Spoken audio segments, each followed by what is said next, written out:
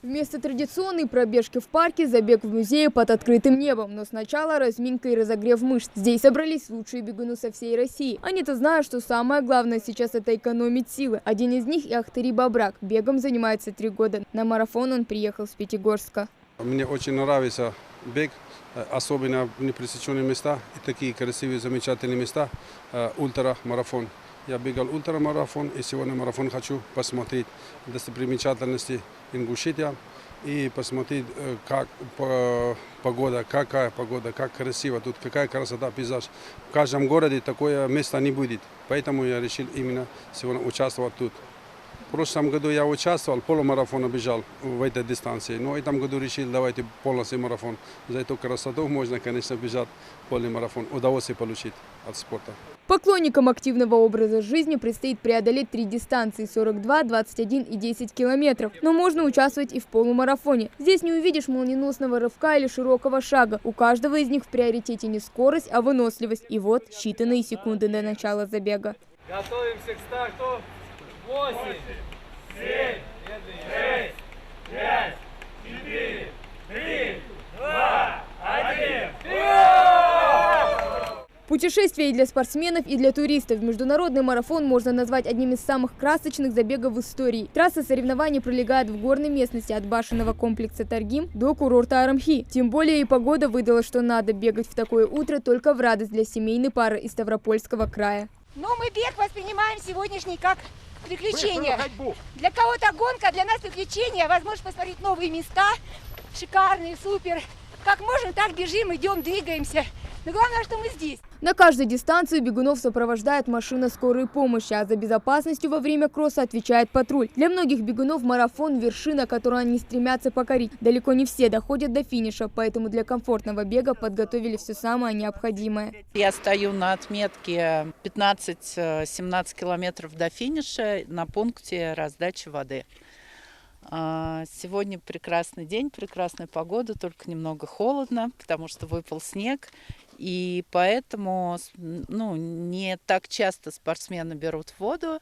Многие пробегают мимо, но все равно многие останавливаются, разговаривают, общаются, приветствуют, благодарят. Международный марафон стал для нашей республики ежегодной спортивной традицией. Проходит при поддержке Комитета по туризму Ингушетии. Цель спортивного праздника – привлечение внимания спортсменов и туристов со всего мира к горной Ингушетии. Проходит это мероприятие в 3-й раз уже. Первый раз мы начали в 2019 году. 1 ноября, когда был мокрый снег, дорога была скользкая, тогда приняли участие 80 человек.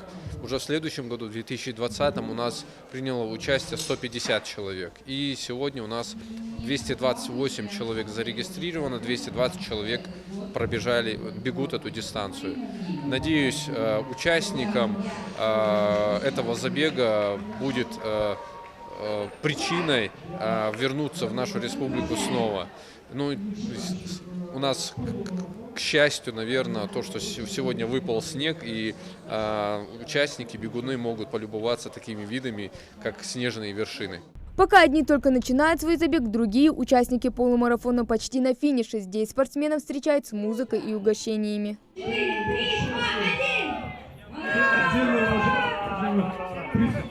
я правильно понимаю, что это самый взрослый наш участник марафона? На таком марафоне впервые в жизни. Занимаюсь всего 1 год, даже чуть меньше. Занимаюсь для себя. А молодежь затащила сюда. Одна из самых юных участников марафона и Кристина Аветисян. Ей 16 лет. Девочка, кстати, представляет нашу республику и очень рада, что смогла пробежать дистанцию под знаменем ингушского флага. В этом году я впервые участвовала в марафонском забеге на 10 километров. Мне очень понравилось, много эмоций, очень красиво, воздух чистый. Было трудно, много подъемов, но я добежала и тем самым поставила личный рекорд, а значит для себя я победила.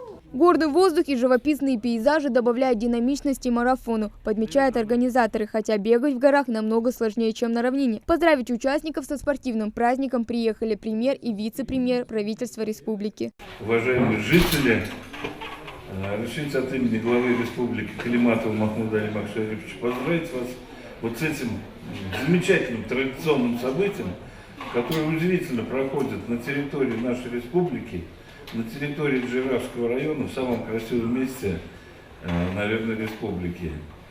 История этого марафона уходит в давние годы, когда нужно было сообщить добрую весть, что греки разбили персов, и самый отважный и самый сильный все-таки решил бежать и пробежал. Правда, тогда дистанция была 40 километров, но позже, когда уже включили в олимпийский разряд, там прибавили 2 километра 195 метров, чтобы королевская чета в Лондоне увидела это с окошка.